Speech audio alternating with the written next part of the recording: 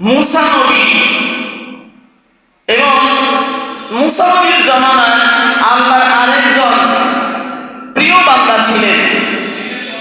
কোরআনে কারীমের মধ্যে এসেছে যে যাকে হযরত খিজির আলাইহিস সালাম হিসাবে আল্লাহ তাআলা পরিচয় করিয়ে দিয়েছেন।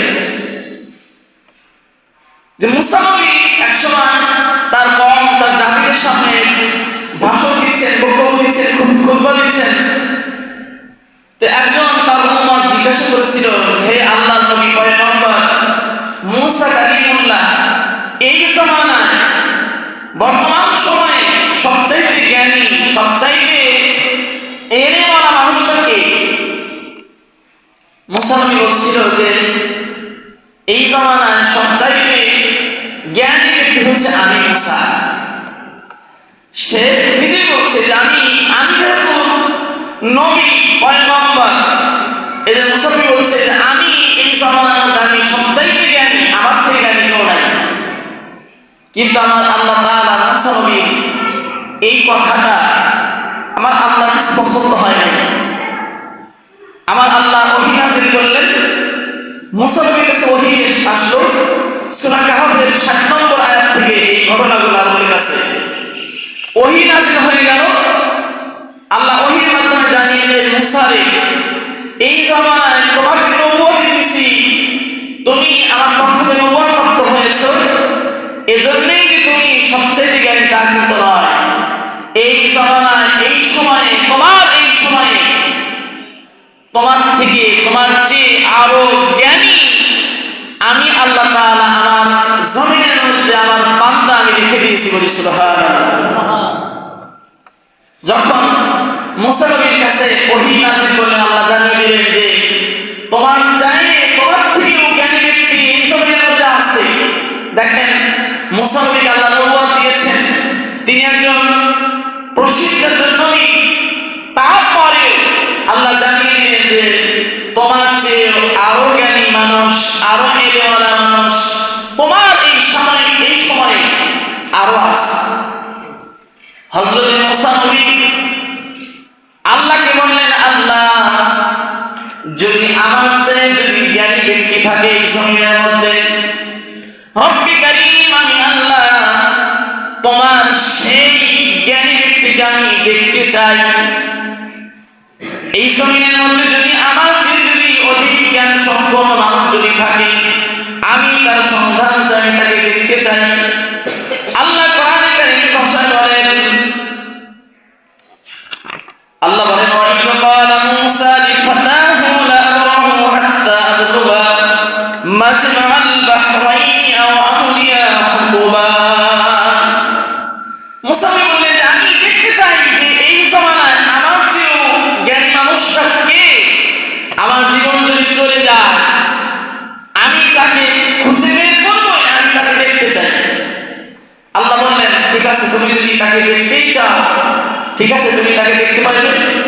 মুসা নবী আল্লাহকে বললেন, আল্লাহ আমি যে তাকে দেখবো তার আলামত কি, তাকে চিনবো কিভাবে, চেনার মাধ্যম কি, তাকে আমি বুঝবো কিভাবে যে সে আমার থেকে অধিক জ্ঞানী। আল্লাহ তাআলা বললেন যে লিফাতাহু লা আবরাহু হাত্তা আবলুগা মাজমা'আল বাহরাইনি আও আমদিয়া হুকুবা। আল্লাহ জানিয়ে দিলেন যে তুমি তোমার ঘর থেকে বের হও, আর আল্লাহ পদ্ধতি শিখিয়ে দিলেন। তাফসীরের মধ্যে এসেছে যে আল্লাহ বলছেন যে তুমি একটা মাছ, পানির থেকে একটা মাছ সংগ্রহ করবে। একটা কিতাবের মধ্যে এসেছে যে এই মাছকে ভেজে নিবে, রান্না করে তেল ভেজে নিবে।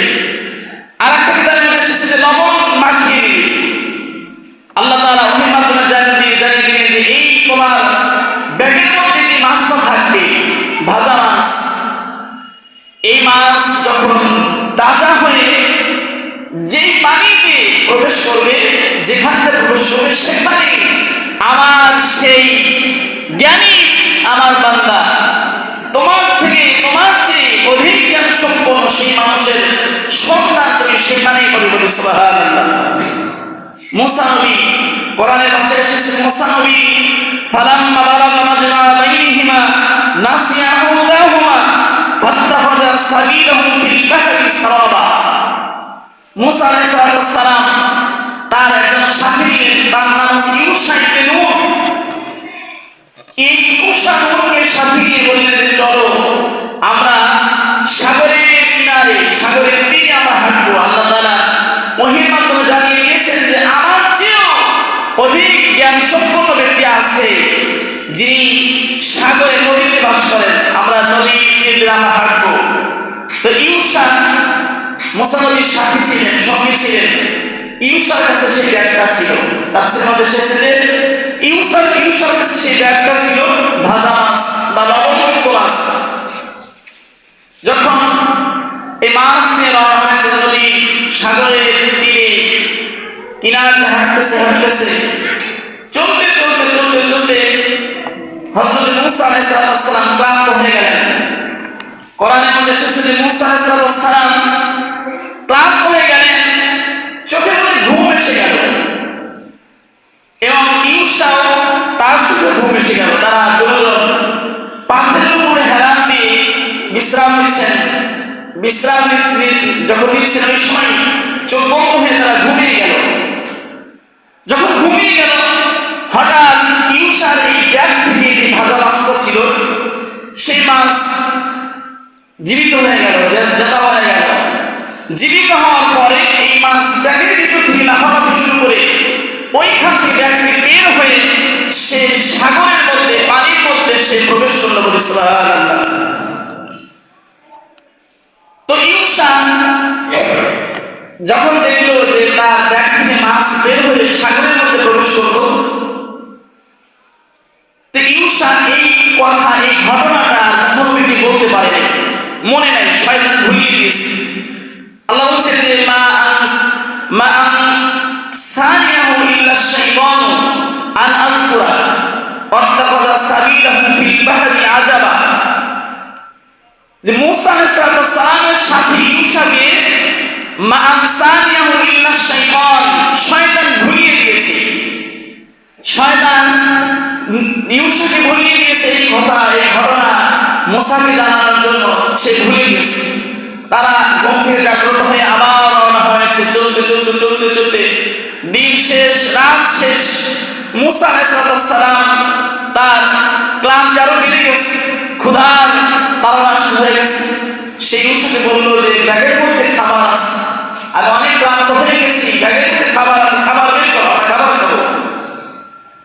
যখন খাবারের তালাশ করলেন ইউনুসা তখন মনে হয়ে গেল যে তাই ব্যাগের ভিতরে মাছ ছিল, সেই মাছটাও তো অনেক আগে যেখানে বিশ্রাম নিয়েছে সেখান থেকে মাছটা তো বের হয়ে পানির মধ্যে সাগরের মধ্যে প্রবেশ করেছে। তখন মুসা আলাইহিস সালামকে বললেন যে আল্লাহর নবী, আমি তো আপনাকে একটা কথা বলতে ভুলে গিয়েছি, শয়তান ভুলিয়ে দিয়েছে। ইল্লা শাইতান আন আযকুরা, আমি ভুলে গিয়েছি, স্মরণ করতে ভুলে গিয়েছি যে কি যেখানে আমরা বিশ্রাম নিয়েছি সেখানে এই ব্যাগের মধ্যে ভাজা মাছ যেটা ছিল সেটা ব্যাগ থেকে বের হয়ে সাগরের মধ্যে প্রবেশ করেছে। তখন তারা আবার পিছনে আবার আসলেন, ব্যাগে আসলেন। মুসা নবী বললেন চলো আবার সেখানে যাবো। তো মুসা নবী সেই জায়গায় পদচিহ্ন, সাগরের পায়ের চিহ্ন দেখে সেখানে আসলেন। সেখানকার কি আলামত, মাছটা যেখানে পানির ভিতরে প্রবেশ করেছে সেখানে একটা গুহার মতো, আল্লাহর কুদরত গুহার মতো, অর্থাৎ যেখানে মাছ প্রবেশ করেছে সেখানে পানি আর প্রবেশ করতে পারে না। সেখানে একটা গুহার মতো, পাহাড়ের গুহা আছে যে এখানে অনেকের বসবাস, একটা গর্তের মতো, সেখানে পানির একটা গর্ত হয়েছে। তো মুসা নবী সেখানে গেলেন। সেখানে গিয়ে দেখতে পেলেন যে ওইখানে চাদর গায়ে দিয়ে একজন মানুষ শুয়ে আছে। হযরত মুসা আলাইহিস সালাম সাগরের পাড়ে যে ব্যক্তি ঘুমিয়ে আছে, শুয়ে আছে, তাকে সালাম দিলেন, আসসালামু আলাইকুম। জবাব আসলো ওয়ালাইকুম আসসালাম। এবং জবাব আসলো এমন সালাম কে দিল, এই জামানার মধ্যে এই সময়ে তো এরকম সালাম দেওয়ার কোনো মানুষ নাই। তো জিজ্ঞাসা করলো যে আপনি কি মুসা? বলল হ্যাঁ মুসা। হযরত খিজির আলাইহিস সালাম বলেন আপনি কি বনি ইসরাঈলের মুসা? মুসা বলল হ্যাঁ আমি বনি ইসরাঈলের মুসা। তো বলল আপনি কি জন্য এসেছেন? মুসা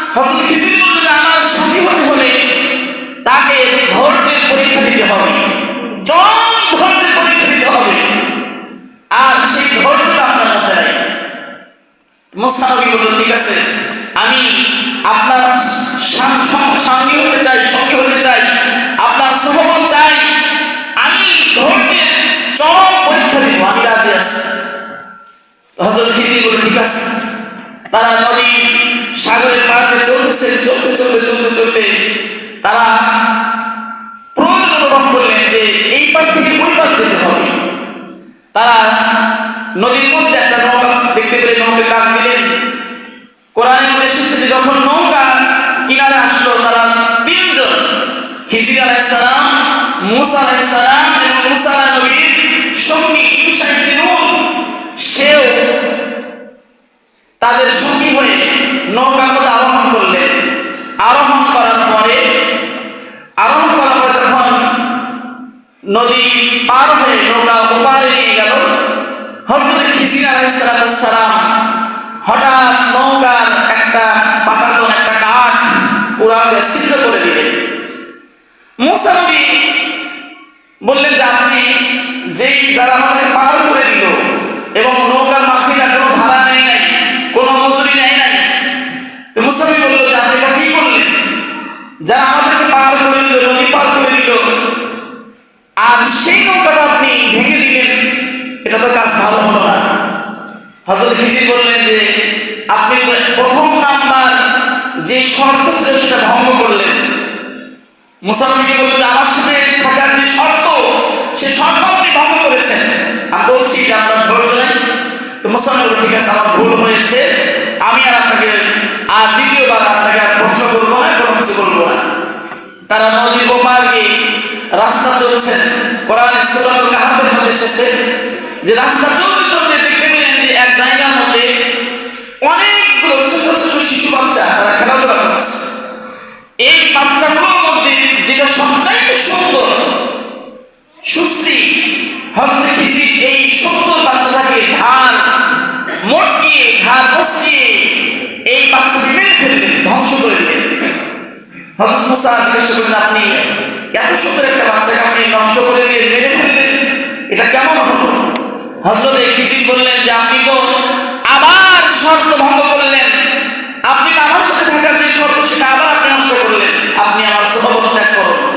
হযরত মূসা বললেন ঠিক আছে, শেষবার আমাকে আরেকটা সময় দেন, আরেকবার যদি প্রশ্ন করি তাহলে আমি আপনার সাথে আমার এই সম্পর্ক, এই শর্ত শেষ হয়ে যাবে। তখন তারা আবার চলছেন। চলতে চলতে তাদের একটা গ্রামে কাছে গেলেন। সেখানে তারা রাত্রি যাপনের জন্য তারা গ্রামের মানুষদের কাছে তারা বললেন যে আমরা রাত্রি যাপন করতে চাই, খাবার খেতে চাই, আমাদেরকে খাবারের থাকার জায়গা দিন, খাবার দিন। কিন্তু গ্রামে কোনো মানুষ রাজি হলো না, কেউ থাকতে দিল না, রাজি হলো না। হযরত মূসা এবং হযরত খিজির তারা মনক্ষুণ্ণ হয়ে গ্রাম থেকে বের হয়ে আসছেন। গ্রামের শেষ প্রান্তে দেখতে পেলেন যে একটা দেওয়াল ভেঙে যাচ্ছে, একটা দেওয়াল ভেঙে যাচ্ছে, একেবারেই নষ্ট হওয়ার পথে।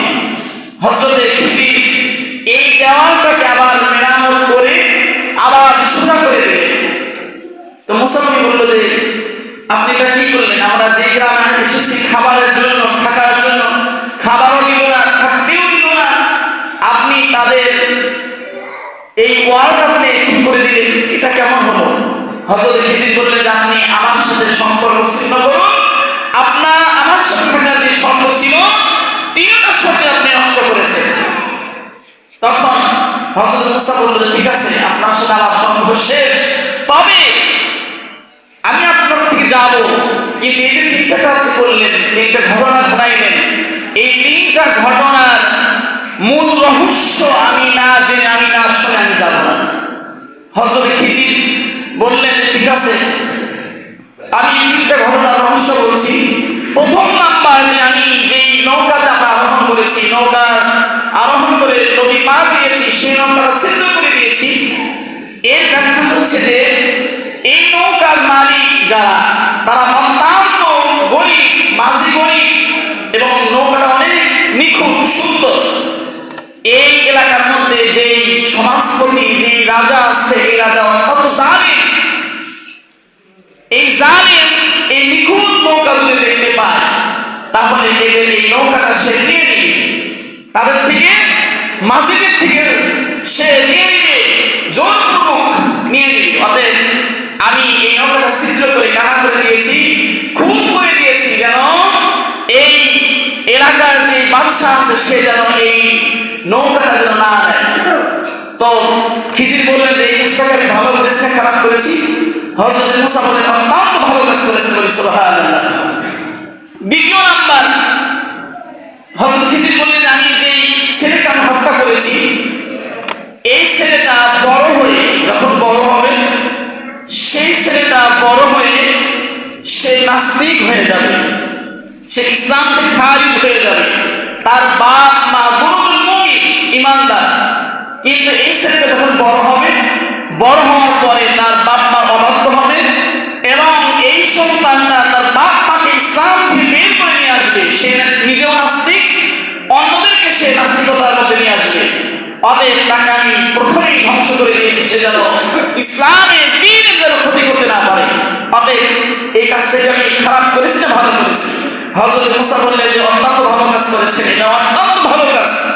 তিন নাম্বার, যেই ওয়াল ভেঙে যাচ্ছিল সেই ওয়ালটা যে আমি আবার সোজা করে দিলাম, এই ওয়ালের নিচে, এই প্রাচীরের নিচে দুইজন এতিম বাচ্চা গুপ্ত ধন এই ওয়ালের নিচে সংরক্ষিত আছে, বলি সুবহানাল্লাহ। এই ওয়ালের নিচে এতিমদের সম্পদ সংরক্ষিত আছে। আমি যদি এই ওয়ালটা যদি ঠিক করে না দিই, তাহলে এই এলাকার মানুষ ওয়াল ভেঙে সেখান থেকে এতিমদের সম্পদ তারা হরণ করবে, তারা এতিমদের সম্পদ নিয়ে নিবে। অতএব আমি ঠিক করে দিয়েছি এই ছেলেরা এতিমরা বড় হওয়ার পরে তাদের এই গুপ্তধন, তাদের এই সম্পদ তারা বড় হওয়ার পরে তারা নিতে পারবে। অতএব এই কাজটাকে আমি ভালো করেছি না খারাপ করেছি? মুসা নবী বললেন যে অত্যন্ত ভালো কাজ করেছেন। তখন কোরআনের ভাষায় এসেছে যে তখন হযরত মুসা আলাইহিস সালাম আল্লাহর কাছে শুকরিয়া আদায় করলেন, আল্লাহ আমাকে নবুয়ত দেওয়া হয়েছে, কিন্তু এই জমিনের মধ্যে আমার চেয়ে অত্যন্ত জ্ঞানীমান, অত্যন্ত জ্ঞানী ব্যক্তি আল্লাহ তুমি সৃষ্টি করেছো, যার জ্ঞান আমার মুসার মধ্যে নাই, আমার